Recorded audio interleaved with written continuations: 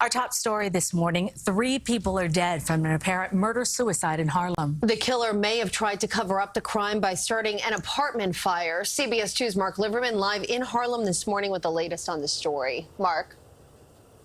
Yes, Cindy and Andrea, police are still trying to figure out exactly what happened, and they're still on scene a day later. But here's how one neighbor described what she came home to yesterday. They said my neighbors are dead. Friday, Mary Hall came home to that news, and this scene, firefighters, cops, the SWAT team surrounding her apartment on West 131st Street in Harlem. Police say they first got the call for shots fired just before 3 p.m. When they got inside, they found a 78-year-old man lying dead in the first-floor hallway with a gunshot wound to the head.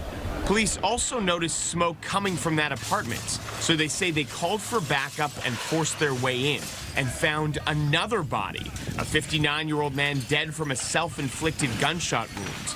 On the second floor of that building, there was another victim. A 62-year-old woman had been shot in the head. Mary Hall says she lived across the hall from the 59-year-old suspect. He didn't speak.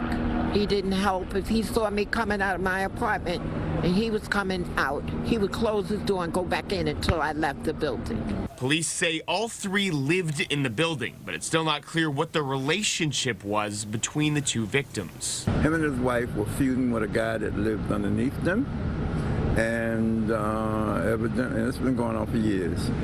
And evidently the guy just snapped. He had issues with that. He said they made too much noise.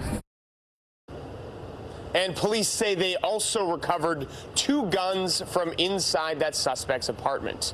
We're live in Harlem. Marc Liverman, CBS 2 News.